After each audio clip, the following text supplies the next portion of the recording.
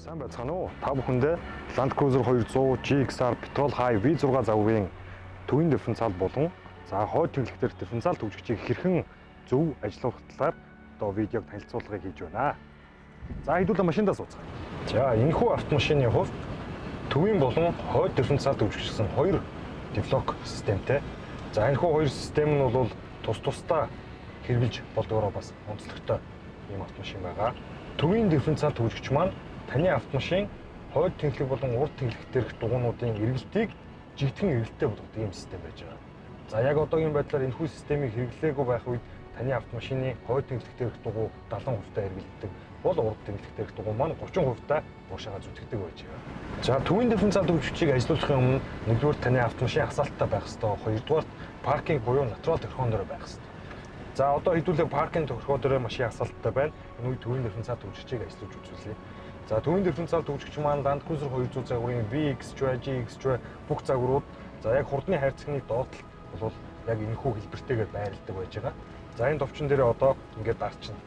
За дарсан үед автомашин дотор танд үл хэлэг гэсэн дуу сонсогдоод за хянах самбар дээр маань яг нөгөө тэмдэг маань бол хасчихж байгаа. За ингээд таны автомашины төвийн дифференциал төвжигч бодвол зоёлгдсон байна гэсэн үг. За төвийн дифференциал төвжигчийг бас дангаар нь ингэж хэрэгжилж болдог. За дараагийн нэг зүйл болох дээр хөндрүүлэгч ажиллуулах бас нэг тохиолдол гарна. За тэр нь юу вэ гэхээр H4 буюу таны автомашин байнгын дөрвөн дугуйгаараа зүтгэдэг 4-wheel drive системтэй автомашин байна. За энийг бол L4 рүүгээ хөндрүүлэгч рүүгээ одоо залгаж шилжүүлнэ.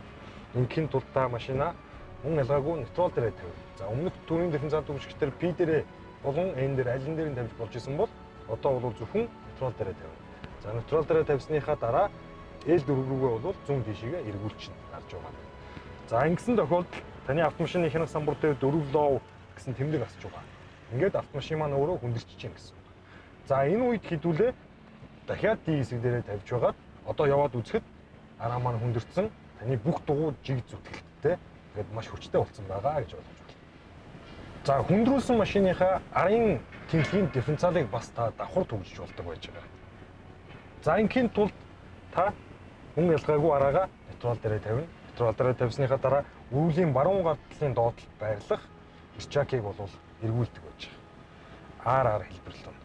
За ингэсэн тохиолдолд хянах самбар дээр маань улаан өнгийн бичиг бол анивчна. За энэ маань анивчихгүйгээр гоё ингэж асах хэрэгтэй байж байгаа. Анивчихгүй асах хэрэгтэй. Хойд дефлокны маань тэмдэг одоо хянах самбар дээр анивчаад байх юм бол бүрэн бүрт холбогдоогүй гэсэн үг. За тэгэхээр та дараах үйлдэлийг хийгээд энийг бол үргэлж асаалттай байх хэрэгтэй. За энэхүү үйлдэлээ хийхдээ урагшаа хоошоо альж зүгт хөдөлсөн болон за мөн өргөлөө баруун зүүн альж тийш нь зөөлхөн гарч болно. За одоо ухрах үйлдэлийг хийгээд за баруун тийш нь ингээд зөөлхөн дараад ингээд ухрах хэрэгтэй байгаа. За ингээд аяанда ухарч итэл за одоо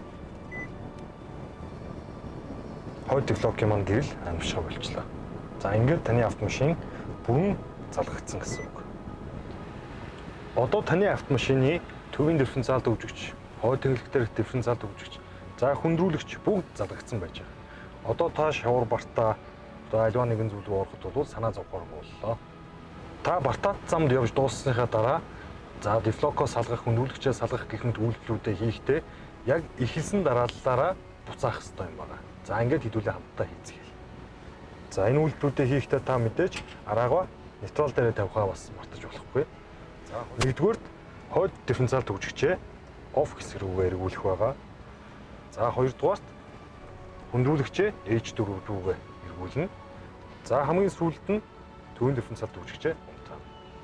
За ингээд таны хянах самбар дээр ямар нэгэн тэмдэг байхгүй бүх зүйл маань салсан байх ёстой. Ингээд Land Cruiser 200 V6 загварын дефлок хөндрүүлэгчийг хэрхэн ажиллуулах талаар та бүхэндээ видео танилцуулга өргөлээ. Бидэнтэй хамт байдаг харилцагч та бүхэндээ бүгдэнд нь баярлалаа. Худалдааны зөвлөх Алтан гэрэл байлаа.